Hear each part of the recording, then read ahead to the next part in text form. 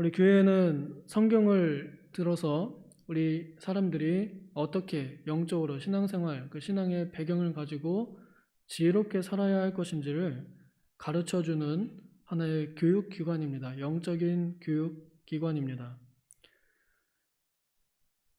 저는 이 금요일날 밤이 부모님들과 또 자녀들에게 그런 교육의 기회가 되기를 바라는 마음으로 요즘에 이렇게 말씀을 준비하고 또 전하고 있습니다. 이 사울과 또 다윗의 이야기를 이렇게 보면은 우리에게 거울이 됩니다. 오래전에 있었던 일이 나를 비춰보는, 내가 혹시 그런 모습하고 비슷하지 않은가 하는 그러한 모습을 비춰주는 거울같이 느껴집니다. 때로는 이 사람들의 그 행동이나 말 속에 우리들의 모습이 들어있어요. 아, 나도 이 사람같이 말한 적이 있고 나도 이 사람처럼 행동한 적이 있는데, 그러면서 내가 잘못했다는 것을 깨닫게 하기도 하고, 또 혹은 이 사람들의 실패하는 모습을 보면서 나는 절대 그러지 말아야겠다 하는 그런 교훈을 주기도 합니다. 오늘 저는 이 그 사울이 가지고 있는 그 생각이 그의 자녀들에게 어떠한 영향을 미쳤는지를 짧지만 소개해 드리고 싶습니다. 특히 이제 사울의 딸 미갈이 가장 큰 피해를 보았다고 생각이 듭니다. 전에 새벽 설교할 때 예배 구경꾼이라는 제목으로 한번 설교해 드린 적이 있었는데요.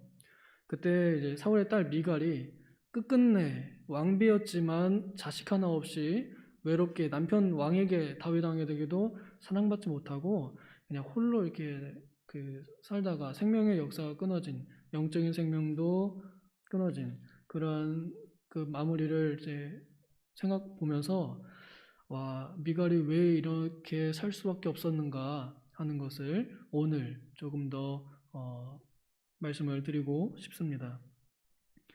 부모님들의 영향은 그 자녀들에게 있어서 절대적입니다.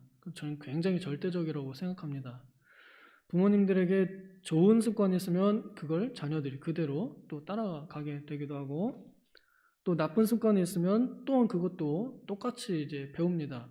자녀들이 나한테 속삭이면서 막 대들고 그러면 그런 모습을 보면은 막 도깨비 같잖아요. 이런 마귀 자식 같은 그런 모습을 막 보이는데요. 그게 나한테서 나온 거라고 하니까 내가 얘네들을 나무라거나 탓할 수가 없습니다. 이놈의 자식, 내 자식입니다.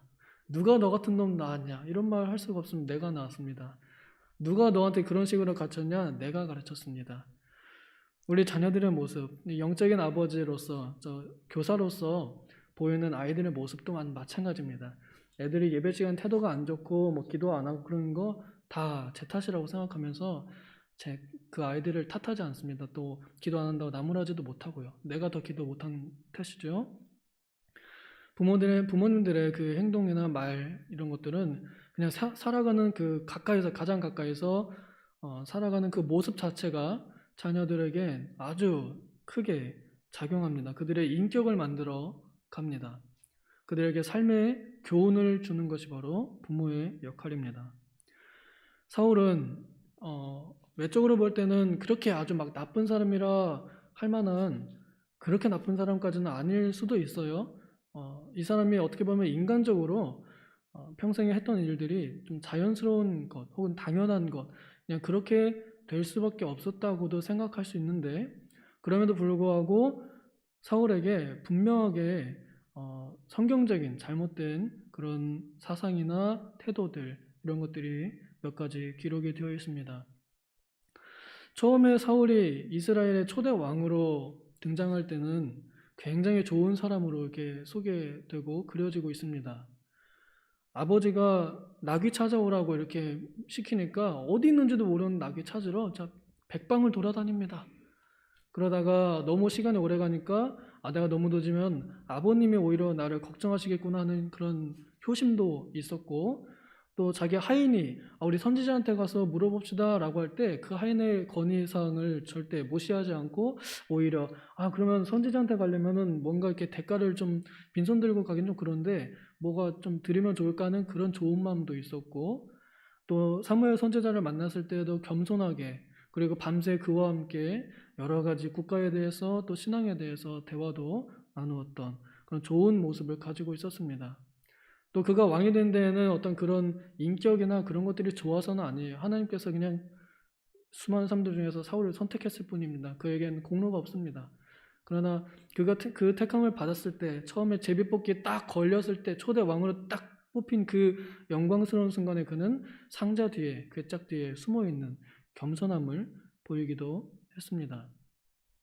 그런데 이 사람이 시간이 갈수록 초심을 잃어갔죠. 우리가 다 알다시피 하나님께서는 사울 왕에게 반드시 아말렉을 진멸해라, 짐승들까지 다 죽여라 하고 이렇게 철저히 하나님의 명령을 하셨는데, 하나님의 명령을 철저히 순종하지 못하고 일부분 순종하고 불순종했습니다. 그리고 변명했습니다. 내가 다 죽이라 그러지 않냐? 저기 왜 소들, 예쁜 소들이 막 울고 있고 막 그러냐? 아, 저 예쁜 소들은 하나님께 드리려고 남겨놓은 겁니다 라고 이렇게 변명을 합니다. 그리고 마지막에 나중에 좀 더 가서는 사무엘이 기다리라 그랬는데 못 기다리고 화가 나고 또 이제 이 왕의 권위가 막 떨어지려고 하는 그런 경우가 있었어요. 그때에도 예배보다 자신의 권위를 더 높이기 위해서 사무엘이 예배 안 하고 나 가겠다 그랬더니 안 됩니다. 선지자님께서 오셨는데 예배해 주시고 가세요. 제사 드려주고 가세요. 안 그러면 제 체면이 떨어집니다. 제 체면을 좀 봐주세요 라고 이렇게 말을 합니다. 이 사울의 그런 모습들을 보면 처음에 그 온유하고 또 겸손했던 모습은 이제 점점 사라져가고 하나님보다 자신이 더 위에 올라가는 모습을 보여줍니다.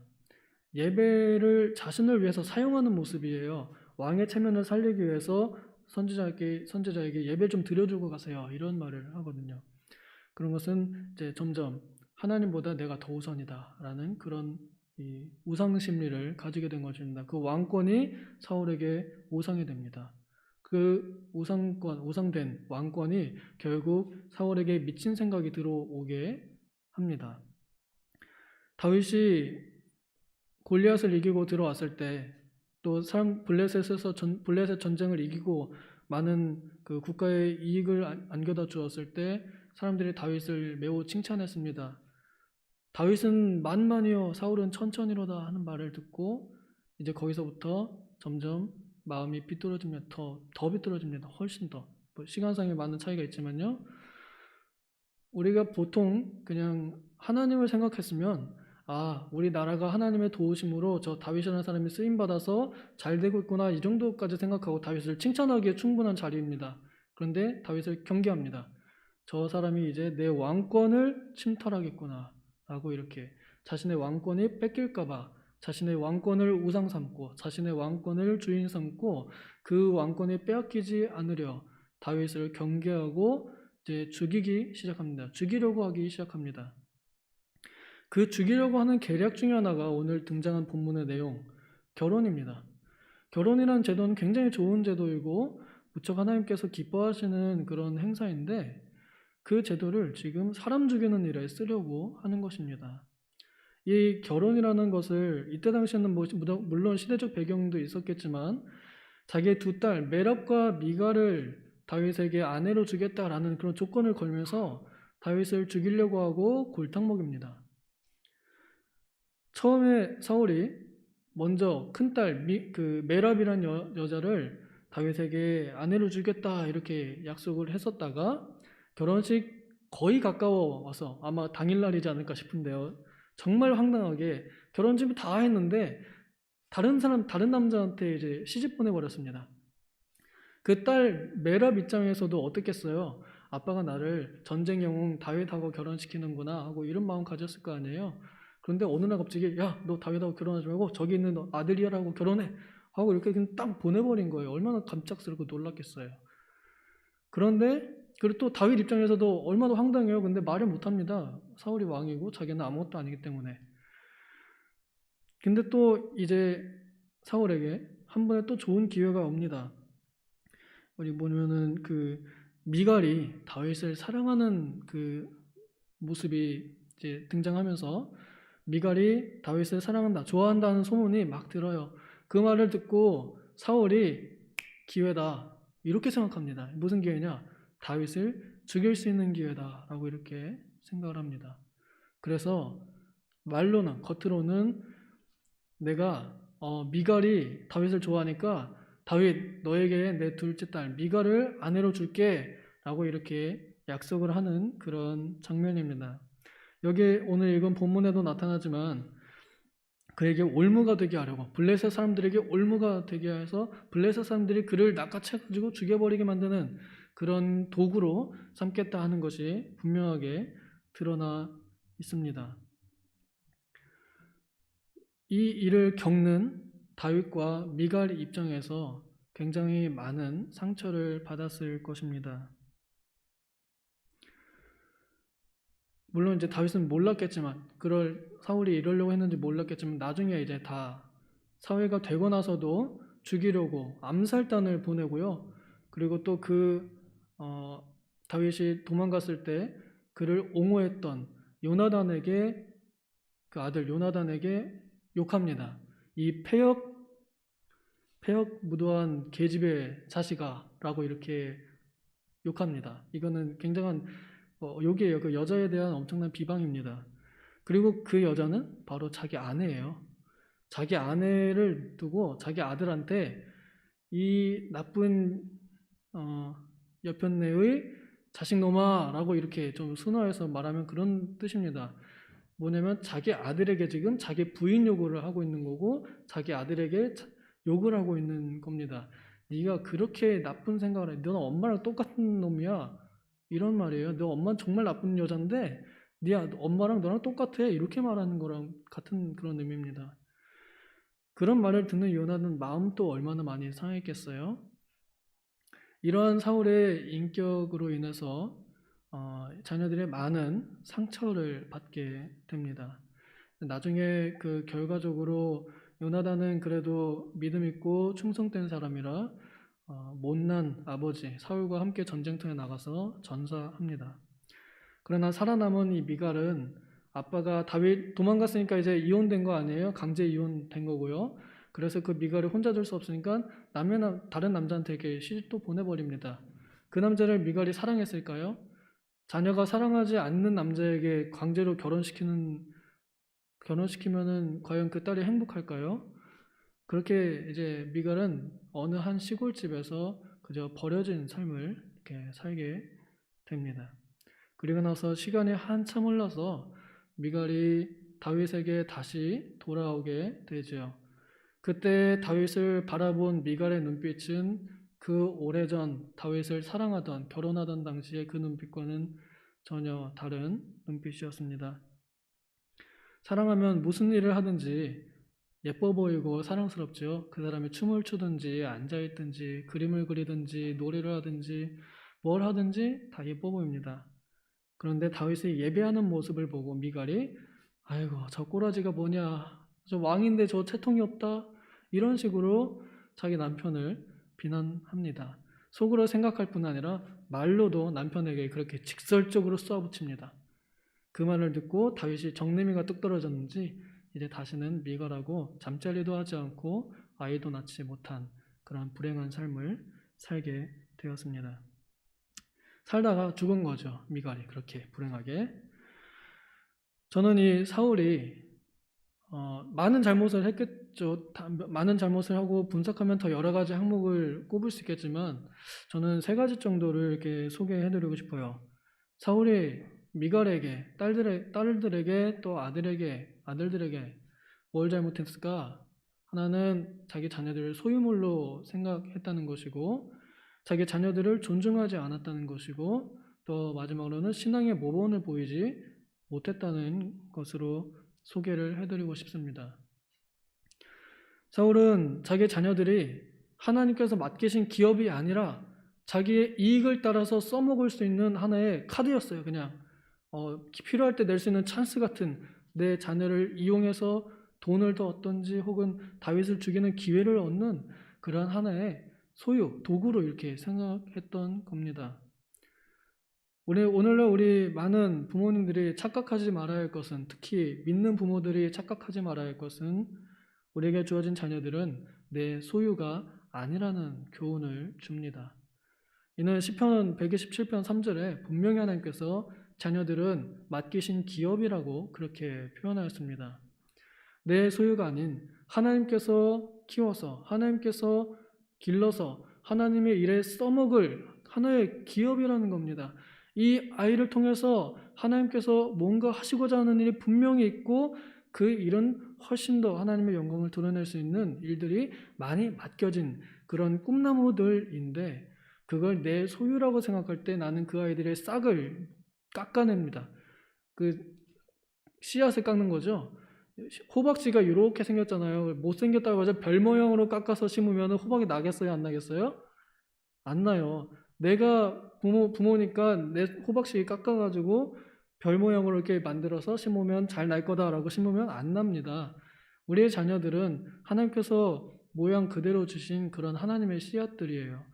그 아이들의 있는 모습 그대로를 그저 사랑해야지 성적이 안 나온다고 해서 성적 안 나온다고 때리고 치고 말로 욕하고 그렇게 하면 아이들이 깎이면 상처나고 다시는 그게 회복되지 않습니다. 회복되기 어렵습니다.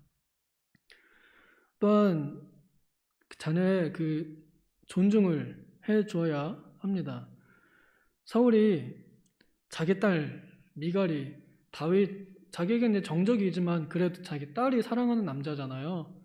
그래서 사회를 주는 것까진 좋아요. 그런데 그 마음속에 품은 것이 결국은 죽여버리겠다는 뜻입니다.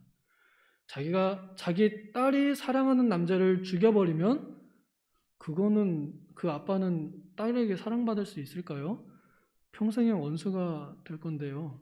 아마 그런 것까지 생각을 못했을 겁니다. 자기만 보이는 거죠. 자기 딸의 감정 이런 거 전혀 신경 쓰지 않습니다. 자기 딸의 취향 전혀 존중하지 않습니다. 취존이라는 말 혹시 아시는지 모르겠습니다. 취향을 존중해주라는 뜻입니다. 자녀들의 취향을 존중해 주어야 합니다. 내 자녀들이 뭔가 하고 싶다, 죄 되는 일이 아니라면 그것을 할 수 있도록 도와줘야 됩니다. 얘가 춤을 추는 거, 나는 딴따라 같아서 춤추는 거 싫어, 하지 마. 이게 아니에요. 추고 싶어, 그럼 마음껏 쳐봐, 해봐. 이렇게 하면은 막 싱어게인 1등, 막 이런 거 다 할 수 있습니다. 가수도 되고 하나님의 영광 나타낼 수 있습니다. 그 아이들이 하고 싶은 것들을 할 수 있도록 존중해주고 도와줘야죠. 엄마는, 아빠는 본인들이 좋아하는 건 자녀들에게 요구하면서 정작 자녀들이 좋아하는 건 존중하지 않습니다. 과연 그것이 우리에게 좋은 교육이라 말할 수 있을지 저는 모르겠습니다. 또 신앙의 모범을 보이지 못했습니다. 사울이 마지막까지 망해가면서 하지 않았던 것이 있는데요. 바로 회개입니다.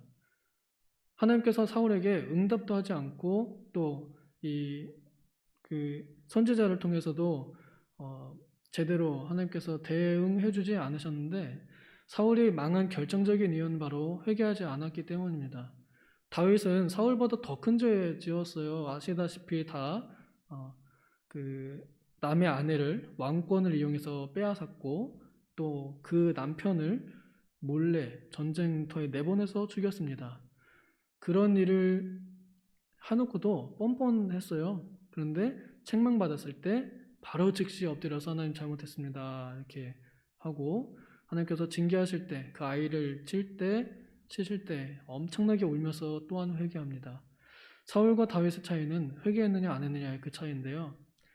하나님 앞에서 회개할 줄 아는 부모의 모습을 만약에 보였더라면 사울이 잘못하는 부모, 모든 면에 다 잘하는 부모, 완벽한 부모는 없습니다. 그러나 자신의 잘못을 인정할 줄 아는 하나님 앞에서나 자녀들에게나 내가 미안하다라고 혹은 내가 잘못했다라고 말할 줄 아는 그런 부모가 되는 것이 우리가 좋은 부모가 되는 길이 아닐까 생각이 듭니다. 자녀들 입장에서는 좋은 부모의 나쁜 부모는 없겠지만 부모의 좋은 면과 나쁜 면을 보고 좋은 면은 따라가고 더 잘 따라가고 나쁜 면은 그거는 본받지 않으려고 경계를 삼으면 그것이 우리 자녀들이 부모님의 좋은 면과 나쁜 면, 부모님을 잘 공경하는 모습이 될 것이라 생각합니다. 아빠는 그런 것도 못하면서 나보고 그렇게 하라 그런다 그러지 말고 나는 그러지 말아야겠다. 내 아버님이 혹은 내 어머님이 이러는 모습을 보니까 결국 안 좋은 결과를 내는구나 하고 말도 하지 말고 엄마한테 엄마 거봐 그러니까 이렇게 됐잖아 막 그런 게 아니라 그냥 나는 그러지 말아야겠다. 나는 커서 그러지 말아야겠다. 하는 이 정도의 교훈을 삼고 부모님을 자기의 거울로 삼아서 그렇게 대해드리는 것이 또한 자녀의 좋은 자세이지 않을까 싶습니다. 이러한 부모와 이러한 자녀들이 사는 가정, 예수께서 오실 때 반짝반짝 빛나는 자녀들이 우리 가정 안에 한 상에 둘러 먹고 마시는 그 가정이 아름다운 가정이지 않을까 생각합니다. 바라본데 우리가 육신적으로 우리에게 맡겨진 자녀들, 또 우리가 영적으로 우리에게 맡겨진 자녀들을 위해서 우리가 그들을 존중하고 또 그들을 하나님의 소유로 여길 줄 알고 그들에게 신앙의 모범이 되는 우리 모든 부모들 그리고 또 교사들 되기를 바랍니다. 잠깐 기도하겠습니다. 하나님 아버지, 우리는 잘 한다고 또 열심히 한다고 하면서도 막상 돌이켜보면 잘못할 때가 너무나 많습니다. 그런데 자존심은 강해서 내가 부모인데 내가 윗사람인데 굳이 그렇게까지 사과해야 하나 사과하지 않아도 다 안다 이런 생각으로 우리는 잘 하나님께도 회개 잘 못하면서 우리 자녀들이나 또 사람들에게도 또 사과를 잘 하지 않습니다. 우리의 그러한 모습이 결국은 우리 자녀들에게 좋지 않은 영향을 미칠 것임을 우리가 기억하여서 이 사울이 가졌던 그 미친 생각이 그 자녀들에게 어떻게 어떤 영향을 미쳤는지 우리가 잠깐 살펴보았사오니 이것을 거울 삼아서 우리는 이러한 부모가 되지 않도록 주님 도와주시옵소서. 그래요 주님께서 우리에게 맡겨주신 그 반짝반짝 빛나는 보배와 같은 우리의 자녀들을 예수께서 오실 때에 주님 눈에 딱 드는 그러한 빛나는 별들로 저 하늘 높이 떠 있을 수 있도록 우리 자녀들을 잘 교육하고 먹이는 양육하는 또 본을 보이는 그런 우리가 되게 하여 주시옵소서. 감사드리며 예수님의 이름으로 기도하옵나이다. 아멘.